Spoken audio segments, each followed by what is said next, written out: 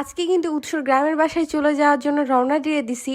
আর একদমই কিন্তু গ্রামের বাসা মানেই নদীর ধারের বাসা আর মাটির বাসা একদমই না। হ্যালো এভরিওয়ান, আসসালামু আলাইকুম। সবাই কেমন আছেন? তো আজকে কিন্তু আমি চলে যাচ্ছি চাপায়, উৎসর বাসায়। তো আমি এদিকে চাপায় এসে পৌঁছাই গেছি, আর চাপাই থেকে আর একটু দূরে যাওয়া লাগবে উৎসর বাসায়। আমি কিন্তু এখন সিএনজিতে বসে থেকে খাওয়া দাওয়া শুরু করে দিছি। আর চাপায়ের এইখানে কাদের কাদের বাসা অবশ্যই কমেন্টে বলবা। আর চাপায়ে কিন্তু অনেক সুন্দর একটা জায়গা, আমার অনেক বেশি ভালো লাগে। তো যাইতে যাইতে আমি এইখানকার ভিডিও নিয়ে নিছি। এই জায়গাটা অনেক সুন্দর লাগে। ব্রিজটার নাম কি কমেন্টে অবশ্যই বলে যাবা। যারা চাপায়ের আছে তারা তো চিনোই, নামটা কিন্তু অবশ্যই কমেন্ট করবা। এই ব্রিজের নিচে একটা নতুন রেস্টুরেন্ট খুলে ফেলছে, ইনশাল্লাহ খুব তাড়াতাড়ি আসবো ওটা চালু হলেই। তারপর আমরা বাসায় পৌঁছে যাওয়ার পর পিচ্চিদেরকে নিয়ে বের হয়ে গেছি, আর এক গাদা গরুর সাথে। গাইস, গরুগুলো কিন্তু আমাদের। কে কে গরুর মাংস খাবেন অবশ্যই কমেন্টে বলবেন, আমি গরুর মাংস পাঠাই দেবো ফ্রিতে।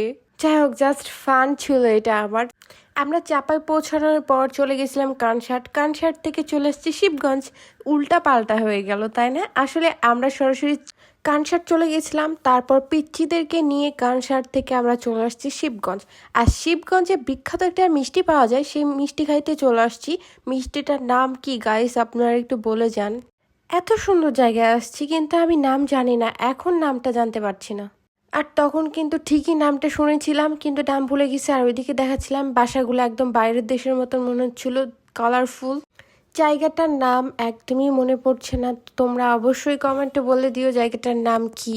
যাই হোক, আমি ভিডিওর ফার্স্টে যেগুলো বলছিলাম যে উৎসর বাসায় যাচ্ছি, বাসায় তো ঠিকই আসছি, বাসার ভিডিও নেওয়া হয় নাই গাইজ, ভুলে গেছি। নেক্সট টাইমে কারা কারা উৎসর বাসা দেখবা আমি ভিডিও করব আর তোমাদেরকে দেখাবো।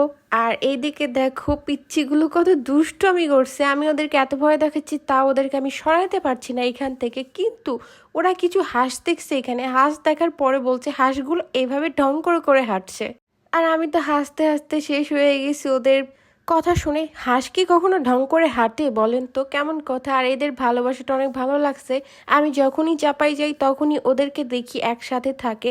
ভালোবাসা যেন ছোটবেলার মতন বড়তেও থাকে, বড় হয়ে অনেকে বিচ্ছেদ হয়ে যায়, কিন্তু একদমই ঠিক না। যেমনটা আছে ঠিক এমনটাই যেন থাকে, আলহামদুলিল্লাহ। তো এই দেখেন, আমি ভ্যানে ওঠার জন্য পাগল হয়ে গেছি। ওইখানে কিন্তু অনেক অটো যাচ্ছিল, কিন্তু আমি ভ্যানে ওঠার জন্য অনেকক্ষণ থেকে ওয়েট করছিলাম। তারপর তো আপনাদের ভাইয়া একদম ভ্যান নিয়ে দাঁড় করাই দিছে।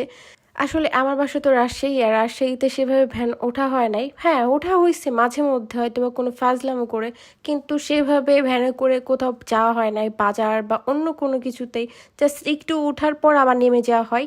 তো আমি আজকে কিন্তু ভ্যানে করে চলে গেছি বাজারে। আমার একটু একটু লজ্জা লাগছিল, বাট কিছুক্ষণ পরে আমার মনে হচ্ছে আমি উড়ে যাচ্ছি। আর রাস্তার ভিউটা এত সুন্দর ছিল। আর এই দেখেন, শহরের উপরে চলে আসছি একদম। কিন্তু সবাই তাকাচ্ছিল, এর জন্য মনে হচ্ছিল কেন তাকাচ্ছে, সবাই তো ভ্যানে ঘুরছে, আমার দিকে কেন তাকাচ্ছে। পরে ভাবলাম তাকাচ্ছে না, আমি তো ফোন নিয়ে ভিডিও করছি, যে কারণে ওরা ভাবছে এই মেয়ে ফোন নিয়ে কেন এগুলো করছে। তো যাই হোক, এই রেস্টুরেন্টটা ভালো লাগছে, নেক্সট টাইমে চাপায় আসলে অবশ্যই যাব। তারপর তো আমরা চলে আসছি আদি চমচমে।